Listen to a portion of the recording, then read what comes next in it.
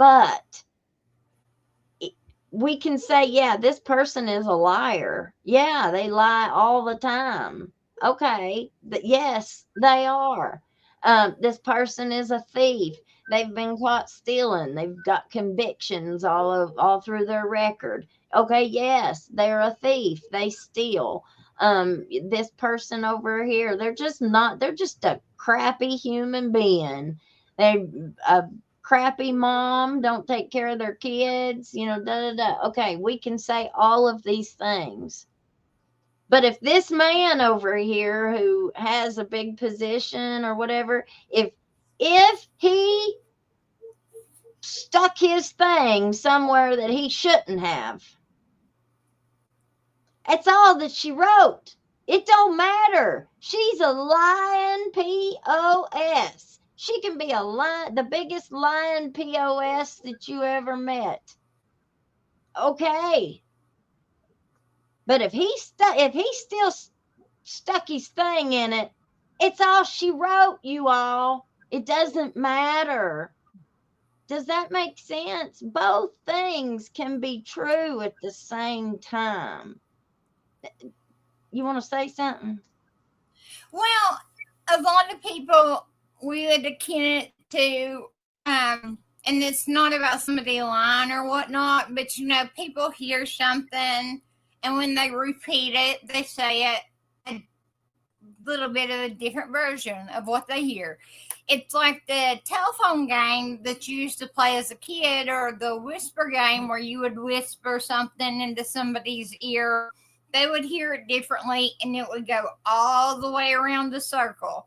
And by Yep. the time that you whispered, like, Mama burnt the bread, it got back around after 20 people, and it was the duck fell on his head. Or just, it's completely different. It's the whisper game, as in people don't intentionally sometimes pay attention. People don't intentionally try to say something wrong, they just hear it different. And so when I was at the NAC, National Advocacy Center, when I was a prosecutor, we did the whisper game, and it was to deal with a crime, like a fact pattern of Yeah. a witness. And Yeah. what somebody read from the beginning, you didn't read it from whatever. And we tried our best to state, this and this and this, but everybody, there's always some slight variation. So in the end, it's going to be different, even though nobody has any ill intent to say it differently. Yeah. But, I know that it's easy to get stuck on, like, because one of my friends, we were talking today, and she said, I don't think it's right that somebody who worked at the jail, who was a former jail person, would come out and tell all this stuff on everybody else and not tell what they did, because they were also part of it.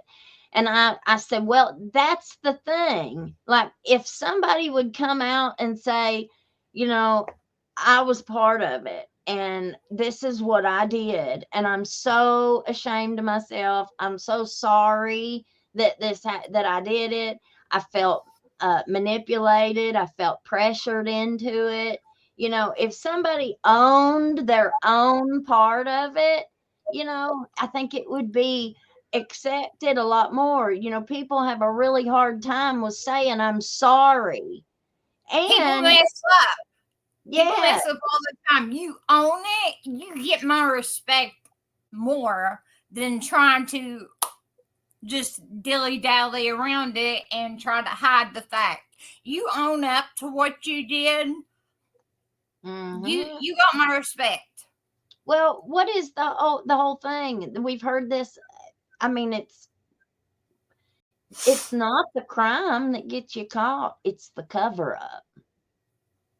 It's not the crime that gets you caught, it's the cover up. And oftentimes the cover up ends up being a whole lot worse than the initial crime, because you've got one lie has to cover another lie, has to cover another lie, has to cover another lie. And before you know it, you're so far down that there ain't no digging yourself out, and now you've become a criminal. Now you've become part of it.